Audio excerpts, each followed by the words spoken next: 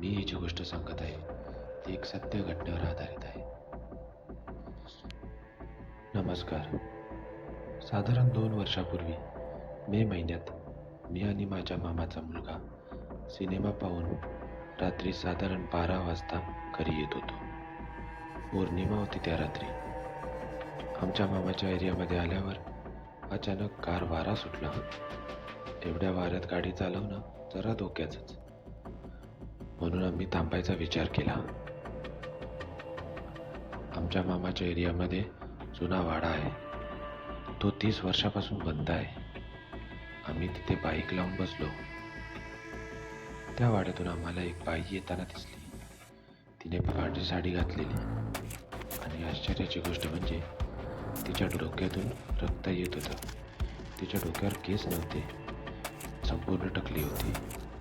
तिचा अवतार पाहून आमची जरा टरकलीच. ती आमच्याकडे पाहून विचित्र हसली. आम्ही खूप घाबरलो. आम्ही बाईक स्टार्ट केली आणि तिथून पळ काढला. ती आमच्या मागे पळायला लागली. आम्ही आमची पल्सर फुल स्पीडमध्ये पळवली. तरी त्या बाईचा वेग जवळजवळ आमच्या इतकाच होता. आम्ही खूप घाबरलो. त्या स्त्रीने आमच्या घराच्या फाटकापर्यंत आमचा पाठलाग केला आणि फाटकावर येऊन ती थांबली. आम्हाला रात्रभर झोप नाही आली. मी ही गोष्ट माझ्या आईला सांगितली. ती म्हणाली की मीही तिला पाहिलं होतं. तर आम्ही सकाळी त्या बाईबद्दल आजीला विचारले. ती म्हणाली की मी सुद्धा त्या बाईला पाहिलं आहे.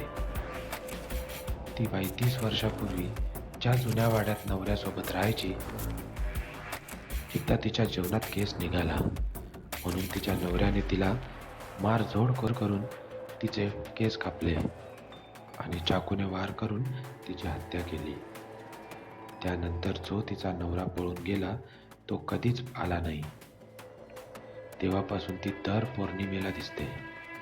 नंतर आम्ही कधीच बाहेर थांबलो नाही. तुम्हाला जर अजून अशाच नवनवीन गोष्टी ऐकायच्या असतील तर आपल्या चॅनलला सबस्क्राईब करायला विसरू नका. धन्यवाद.